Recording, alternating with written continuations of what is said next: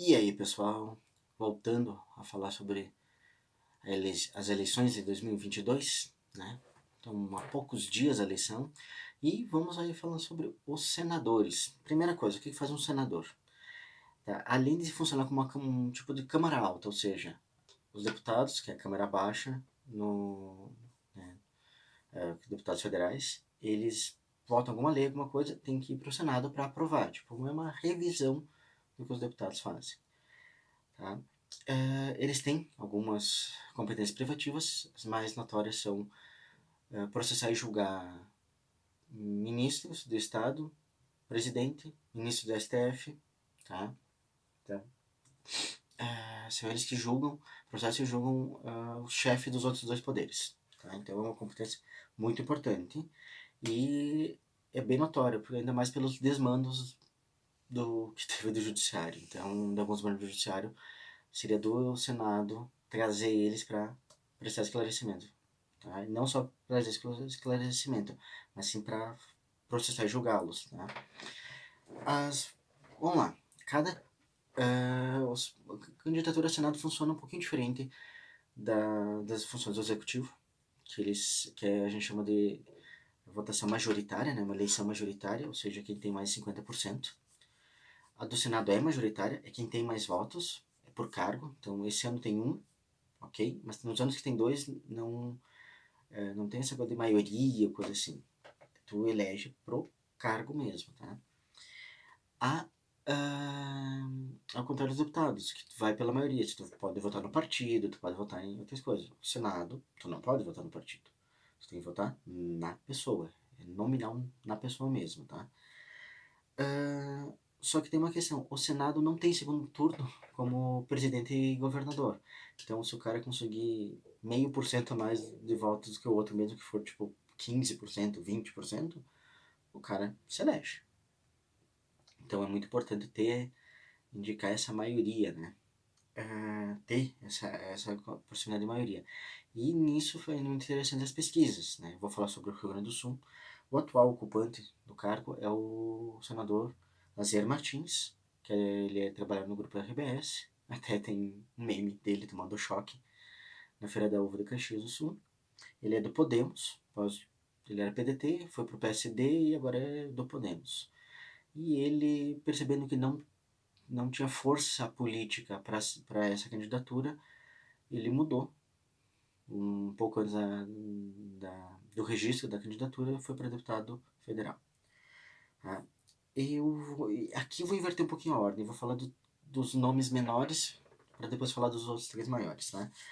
Aqui nós temos nomes menores: Comandante Nádia, do PP, Professor Naldo do Avante, Maristela Lavota, do PSC, Paulo Rosa, do Democracia Cristã, Francisco Letissac, eu não sei sobrenome aí, não, Letineri, desculpe, do PCO, Fabiana Sanguiné, do PSTU, e Ayrton Ferronato, do PSB.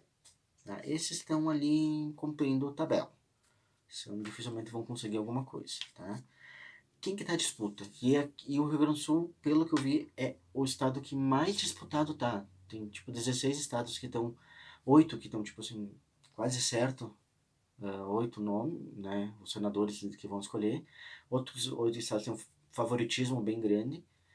E nos 11 outros estados tá disputado.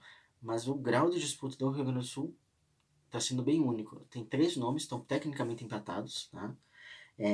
Como senhora da alfabética, Ana Amélia Lemos, que foi senadora. Na última eleição ela foi vice da chapa do Alckmin, ela é do PSD, Partido Social Democrata. Tá? Ela começou liderando as pesquisas, intercalava com o Lívio Dutra, caiu uma época ali do Lívio Dutra, ficou em segundo, coisa assim, e hoje ela está em terceiro, tá? Ela está perdendo fôlego, que foi muito parecido com o que aconteceu com ela no cargo quando ela tentou a candidatura para governo do estado. Ela foi perdendo fôlego e simplesmente nem foi para o segundo turno, que se não me engano foi em 2014. Depois tem Hamilton Mourão, que foi que é o atual vice-presidente, né? Ele está se candidatando ao Senado pelo Republicanos.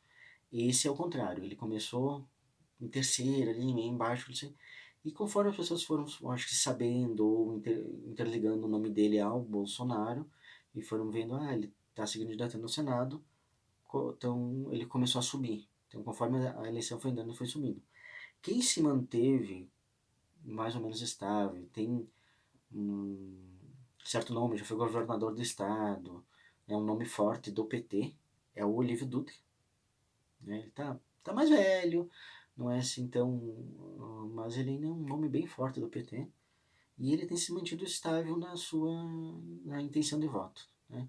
Os três estão basicamente empatados. Nós temos ainda 11% de pessoas indecisas, né? Fora os brancos. E essas 11% podem mudar muito a votação. Então pode mudar realmente a votação em qualquer um desses três, pode ser o senador. Eu falei do Hamilton Mourão ligado ao Bolsonaro, o Livro Dutra ao Lula, né, PT. A Ana Amélia é mais ligada a... estaria um pouquinho ligada ao PDT do Ciro, sabe? Não tem uma ligação direta com alguém, nem do governo do estado e nem a presidência. Tanto que quem acaba votando nela geralmente é o pessoal que vota no Eduardo Leite, mas não é uma unanimidade também. Tá? E é isso aí. São essas ligações. Então tem muito assim um posicionamento de esquerda com o PT, de direita com os republicanos, né? E uma posição meio centro, um pouquinho centro-esquerda, às vezes centro-direita. A Ana Amélia é meio centro mesmo, tá? O posicionamento dela. Então temos três vertentes aí. Vamos ver o que o Rio Grande do Sul vai escolher. E se vai conseguir escolher alinhado ou se vai escolher um pouco de cada, como já foi o caso de terem escolhido o Lula para presidente, mas terem escolhido o governador de direita, como anos passados. Então, veremos como será realmente uma caixinha de surpresa.